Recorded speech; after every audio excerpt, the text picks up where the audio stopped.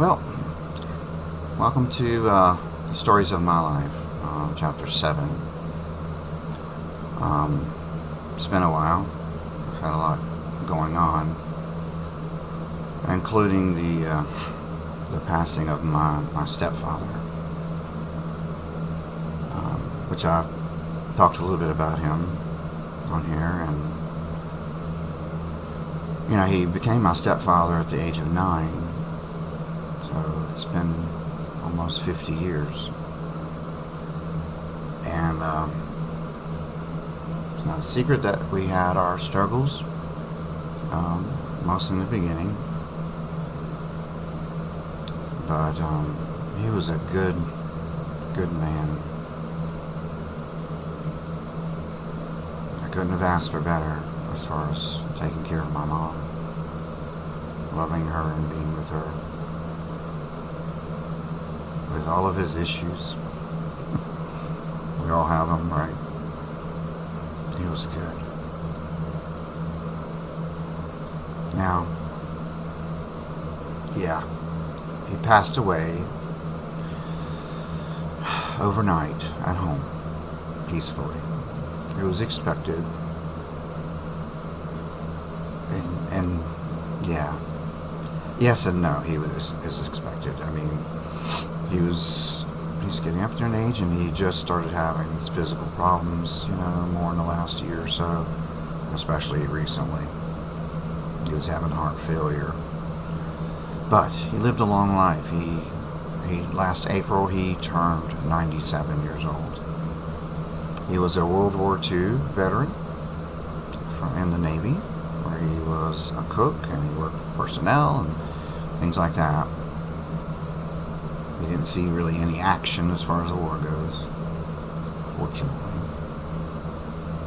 But he served his country. He was the father of 3 boys, Scott, David, and John. Father to my half-sister, Vody, that was born with my mom and him. And he was my stepfather. Stepfather to my 2 brothers as well, but they didn't really live with them, except briefly. My brother, middle brother, he lived with them for a short time, but he was already basically an adult. So I was like his child from the time I was 9, and I moved to my dad's at 16.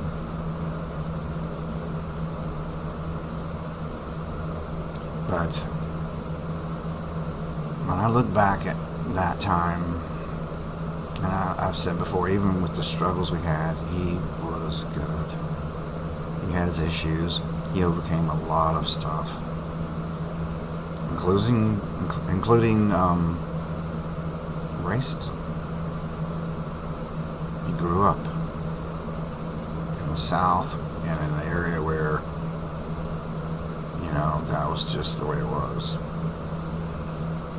And it took a while for him to overcome this kind of stuff. And he would probably even said he wasn't racist, but you don't tell racist jokes if you're not racist. You have something in there. And he was a good, God-loving man.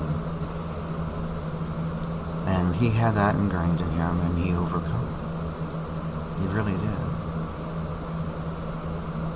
And for many, many, many, many years, he has not been racist, really at all.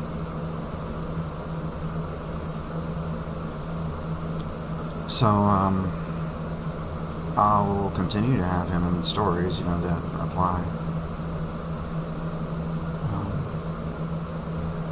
But today I want to start with a story that ends our time in Pineville, right outside of Charlotte, which basically is Charlotte now.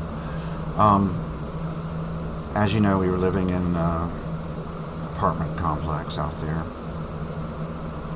And we were going to our Spirit-filled Presbyterian Church, St. Giles Presbyterian in Charlotte. And our church wanted to do an alternative to Halloween, so they'd call All Hallows Eve.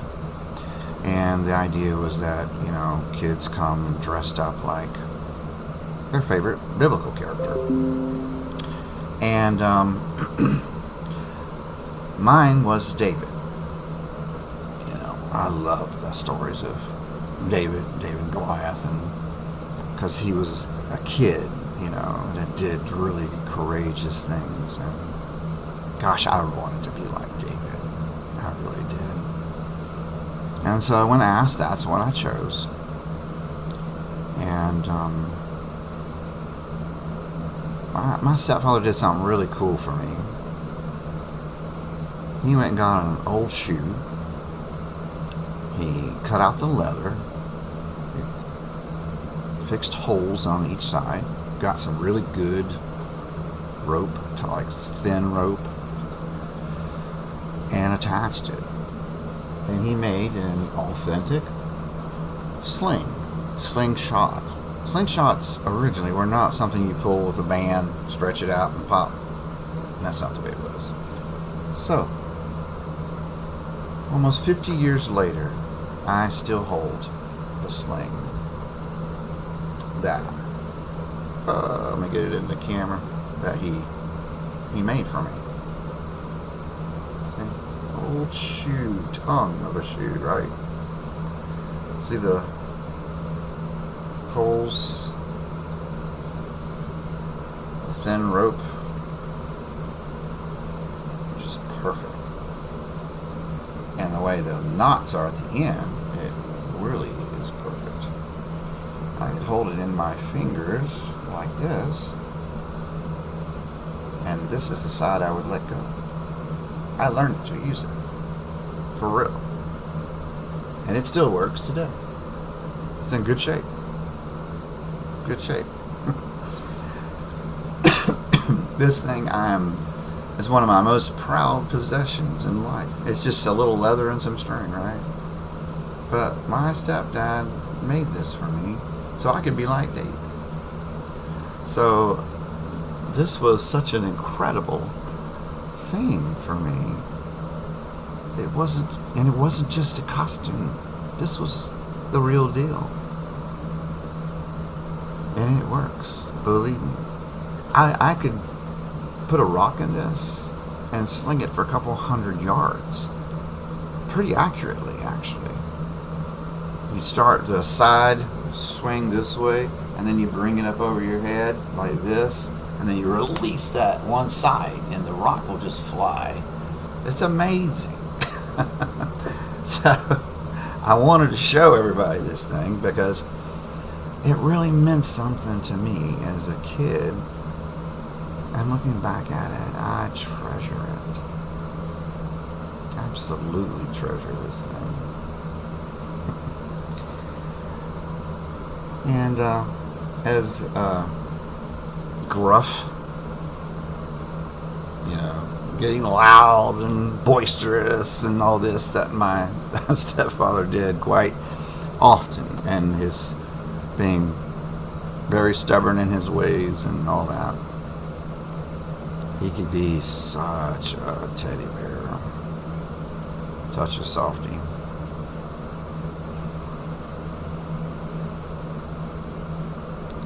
Yeah. He's the first one to hug you walking the door. Big bear hug. He was 6'2" or something like that originally. And his sons are all tall. Real tall. Taller than him, actually. Except John's probably about the height of his dad. But, yeah. Many occasions when you were there, and greeting him, or someone new seeing him, and he was always there with open arms. And that I'm thankful for, because he was that way with me. The last time that I actually saw him was about a month or so before, and I remember just giving him the biggest hug, hugging me back, and his whole cheerful self. He was, you couldn't even tell he was sick, or that he was close to being gone. But the doctors were saying, yeah, it could happen anytime. So I made sure I got there, and I wanted to see him and tell him how much I love him, appreciate him. And I did. So we had a funeral this last Saturday, and a lot of people showed up. It was really cool. He touched a lot of people's lives because he was just a genuine person. With all the mistakes that he may have made, I guess, with me, and he made a good bit. I've talked about it. The one thing I can say about my stepdad, and not that everybody has a bunch of stuff to say sorry about to me, but out of all my parents, my stepfather actually apologized to me for the way that he treated me at one point.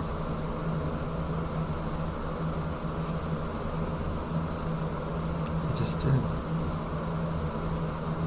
And I'd long since forgiven him at that point. Long time ago.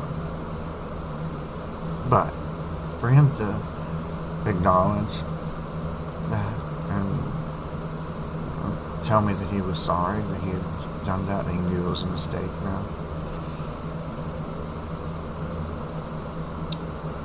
Let me tell you, that's some advice that every parent should take. Because none of us are perfect. We all really have things we need to say I'm sorry about. And just because they're our kids, we can't let our pride get in the way of doing that, because it's, in a lot of ways, it releases them. It's good. It's a good thing. It's an example too. It's an example of humility, and just being humble enough to know and recognize that when you've done something that in your heart it wasn't right, that you can ask for forgiveness. You can say, I'm sorry. And then it's up to the other person whether they really do forgive you or not. And they should, of course. Sometimes people don't, unfortunately. And it blocks them. So, that is a powerful thing that he did for me. Powerful. And he did it because he was genuinely a good man that tried to do what he believed was right. Whether it was right or wrong at the time, he tried to do what he thought was right. In most every circumstance I can think of, he was trying to do the right thing, even if he blew it. So, that takes inner strength. Inner strength, humility, a knowing of yourself as not being, the answer to everything. Knowing that as a child of God, that you are responsible to just ask for forgiveness sometimes, to admit you're wrong, even to your kids. I've made plenty of mistakes with kids. I've had to apologize. Yeah. Not an easy thing to do always. It's not. But you know what? I'll say this. The more and the quicker you recognize when you're in fault, the quicker you actually do apologize, the easier it gets to do. It's one of the best lessons in life that we can learn, is that we are not perfect. We know this, but yet sometimes we don't want to acknowledge it in the moment that we make the mistake.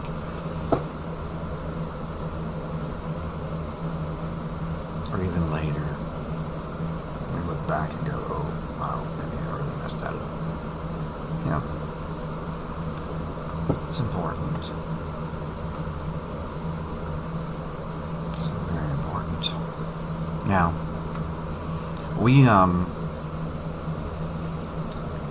we moved from Pineville into Charlotte, Matthews area, to Railroad. You know, I was like 10, 11-ish, around there. And we moved into a house. And it was right across the street from Old Providence Elementary School and the Old Providence neighborhood. And that was my childhood home, that I would say, because that's where I was the longest, right? So about 5.5, 6 years or whatever it was. And, you know, that's when I look back, I usually think of that as being at home. So, we moved in, right? And we're going to St. John's Presbyterian.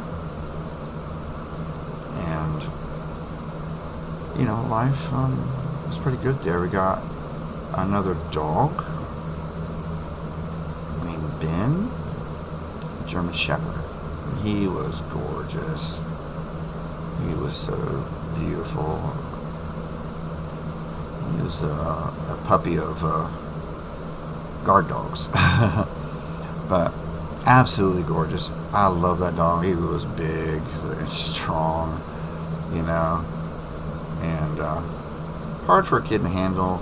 We didn't really use choker collars, I guess, too. We should have used choker collars. I could have handled them a lot easier with that. So with Ben, though, I walked him around the neighborhood and stuff like that, and I had a really good best friend at the time named John. He lived in Old Providence, and we became friends. And he would come over, he would see Ben and play with him and stuff, and something about balls that just drove Ben a little bit nuts. I don't know what the deal was with it. He saw people running around with the ball and stuff. He just had to get in there. And unfortunately, as much as I love that dog, I walked up to a bunch of guys playing basketball. John was in there, and John comes running straight towards me out of that, and Ben leaped and jumped and bit him on the leg. Not hard, didn't break the skin or anything like that. It was like a warning bite. And, we were both freaked out over it. And I told my parents what happened, and they got rid of him. Unfortunately, he could have been trained, especially if I had known then what I know now. He was just protecting me. So, I love German Shepherds, and German Shepherds are not really that aggressive, but they are instinctive, and they will protect the person that they believe that they are that person. They usually attach themselves to one person mostly. They'll love a family, but the one person is their person. Just like that Max, I had when I was little. He followed me everywhere. And Ben was mine too, so unfortunately that's what happened.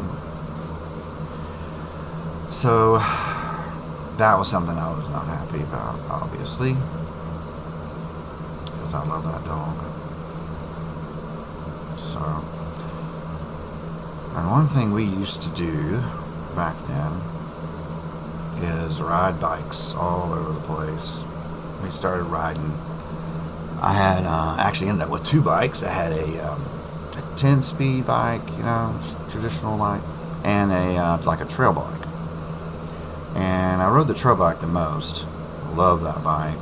We had so much fun. And that was back when BMX started coming around too, and people were buying those bikes and doing all kinds of crazy jumps and stuff. I did jumps with my bike too, but it wasn't a BMX. BMXs were kind of expensive as well. So that was our big entertainment. I learned how to do all kinds of things with the bike. I could stand up on the seat and do jumps. I could ride on one wheel, I'd ride with no hands all the time, and I just had fun with it. I could do pretty much anything I wanted on it. I loved it. It was great. But some reason, me and my friend John, we got this idea about the time I turned 13. I'll go back if I miss anything. If I remember something, I'll go back later. But so I'm skipping a little bit of time. But this is the next big memory. Is me and John, for whatever reason, I can't remember what started it. I'll be honest, I don't remember. But we together decided to hitchhike. No, we just hitchhiked from the neighborhood up to Providence Square, which wasn't that far. That was the first thing we did. We'd go up there and we would get these Cinnabon like things at the store and eat them and go back. I mean, that was about it at first. As I got older, we started hitchhiking more, but I started hitchhiking on my own too. And yeah, but there's more drama that comes with that, I guess. But as we go down the road, but John was such a good friend, and we hung out for quite a while. I had another really good friend at that time too. It was Kip. It was the White family, and his brother Jackie, I think, he was a bodybuilder. And so me and Kip, in 6th grade, we're like, let's start working out together. And so I started lifting weights young. Probably stunning my growth, honestly, because you really shouldn't be working out with heavy weights. 15, 16 is when you can start that, usually when the growth plates have already finished. But I was young. Like I said, I was in 6th grade. And we started working out heavy weights a lot, and because his brother was a bodybuilder, we got a lot of information from him, and Kip was real avid at working at himself, and he got big later on in life. He really got big, muscular. I was naturally really thin during those days. I had muscle, believe me, but from riding bikes and stuff, and then when I got to riding horses and lifting weights, and I was in great shape, but I was skinny, couldn't seem to put on weight too much. Kind of like my son now, my oldest son right now does not put on weight too much at all, but I put on weight long before his age right now, so this is just a lifetime probably issue. But we were lifting weights and all, and we became big buddies, friends, going to school together and all that. During that time, they had just started busing. They wanted to integrate the schools, so they bused the younger kids from the west side of Charlotte over to the east side of Charlotte, and then the ones that were in the 4th grade through 6th grade, we got bused to the west side of town.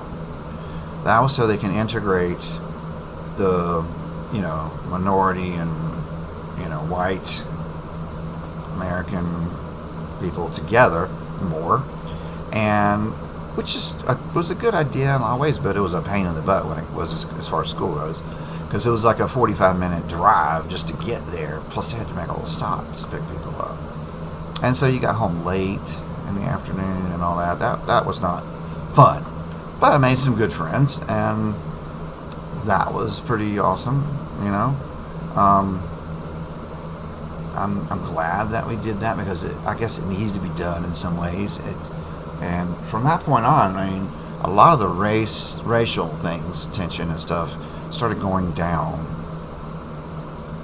As a kid, we were learning to be around people that we might not have been around, but we didn't think anything of it. For most of us, there was not that much racial stuff in our heads. There were some kids still back then that did, but not a lot. And most of us who were being transferred back and forth while we were still young, we didn't really think that way too much. Not really. So, racism really became less and less of an issue over time because of that kind of thing, which was good. It was great. I never considered race as an issue, not in my entire life. My father never did. My mom never did. The only one who ever said anything about it was my stepfather, and it bothered me. It really, really bothered me.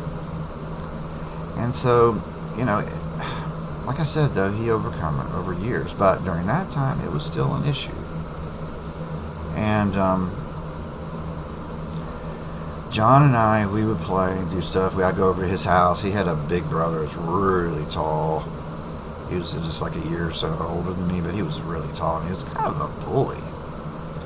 And he would pick at people like on the bus before he got shipped off to middle school. And he was kind of a jerk, I'll be honest. I went over there, and he's messing around with me, and he's like, "Oh man, you just don't get him started. He'll want to fight you and stuff, and wrestle you." So he did, and I was a lot shorter than him. Like, really, I'm a short person, period. I'm only 5'7" now, and this guy was like way above 6 feet at the time. Long arms. So a big challenge for me, even though I'd done martial arts for a while. But not that long at that point, okay? So, yeah, so he's like 1-to-1 in wrestling. He wouldn't leave me alone. So finally, I'm wrestling him, right? And he couldn't pin me. I'm extremely flexible, which is just not fair for somebody who's trying to pin you. So, as you can put my hand all the way up my back. See? That doesn't hurt. So, you do something like that to me, and I'm like, okay, whatever, buddy. Keep going. And it doesn't bother me. So he could never really get me pinned. And, and I was taking a toll on him after a while. Finally, he just stopped. And that was it. And John was like, I can't believe it. I can't believe it. Man, wow, you really, held your own against him. He couldn't believe it. So, yeah, it's a bully. And I never liked bullies, for sure. I remember one guy in 6th grade, he started just picking at me, messing with me, and I pushed back, and he started hitting. I started slugging him. He started slugging me. And then the teacher caught us and stopped us, and that was it. And then we became friends, which is, it's funny. Back then, you could do that and then turn around and be best friends the next day. So, and we were good friends from that point on. And another guy came up to me and he said, "Oh man, yeah." He's like, he said, he acted like he was gonna want to fight me and stuff. And then after that fight I had with his friend, he's like, "Man, I ain't messing with you. Just so you know." I never had to fight again. People did not underestimate me when they saw me fight. I only had a couple fights in my whole life, but I gained the respect of people, and people knew that I could fight, so they didn't bother me. People say dumb stuff, but It never really bothered me. So, plus I learned young that, for one, because of what happened with losing my temper that time, that scared me. And learning some principles in martial arts about walking away, not taking the bait. I became very passive in a lot of ways. I would just laugh when somebody said something about me, or I'd throw something back to them, and laugh. And I'll make it a joke, and I'd be teasing them right back, and then they didn't mess with me. They just, they took it. I took it, what they said, and I didn't care. I didn't let things bother me so much. So I learned young to do that, to just not let things be so personal and get so upset just because someone calls you a name. With a name like Quackenbush, you're not called all kinds of names. Mostly just for fun. Every once in a while to be a jerk, but mostly just for fun. And they were a lot. I got a list of them. Let me tell you. And just being called Quack is I mean, fine, that's cool. Quack. It's Quack for short. But that, that's not where it started. I can tell you some. I'll tell you a few that came up through the years. There was, always the Quackers. What was it? Quacky Butt. I got Whack Off in the Bush. Okay, so, yeah, and probably the one I thought was the most fun or hilarious to me was actually a boss when I was an adult that I worked for. I was complaining about something, because I had complained a couple times about something in the workplace. One time he just like, look, Quack, you just want to bitch all the time. I'm just start calling you Quacking Bitch. So, and of course, all of my coworkers from that point, they wanted to call me Quacking Bitch. So, you just have to let things roll off. Find the humor in them. Let it go. It's just not worth arguing or fighting over, certainly. That's life. There used to be a thing where they say, it builds character. Well, a name like Quackenbush will help build character if you let it, because you're going to get teased. It's not that big of a deal. It's just not. So, yeah, those were some times, though. Lots of interesting things back in the 70s like that. The 70s were a good time. Good time. Different. But most people were really about the peace, love. It's hippie days, right? So we were all pretty much peace, love, freedom, happiness. Don't bother people, doing their own thing, right? That was actually pretty good for what you think about it. Even as Christians, we don't accept sin. We don't condone sin. But why should we get so angry or upset about someone personally that may be doing things that you don't agree with? Maybe it is outright sin. But that's between them and God. It really is. Our responsibility is to be witness for the Lord. Not to beat people over the head with the Bible. Scriptures, yeah, great. But that negative vibe that, you're terrible, you're evil, you're terrible. There's very few people out there that are actually evil. They may be doing something that is definitely pushed by Satan. But that doesn't mean that that person is evil. It means that they are lost. Lost. They need Jesus. And the only thing that draws people to Jesus is when you lift him up and they see the love that you have for one another and for them. It is the love of God that draws people. Not the rules and stuff, not the things that you want to tell them that they're doing wrong. That doesn't draw anybody. The answer to their sin is not telling them no. It's telling them that Jesus loves them right where they are. Because when Jesus comes into their life, He works within them to change those things. Without Jesus, you can't change anything. So as a Christian, what would make you think that you can change that person by just pointing out their flaws, their sins? That's not going to change them. It will repel them. Do you know what? If you're not a believer, you're not a Christian, you're dead. You're not alive. What good does it do to tell a dead man that he is in sin? What we need to be doing is telling the dead man how he can be alive.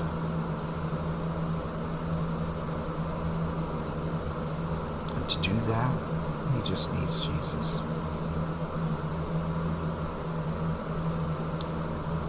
So,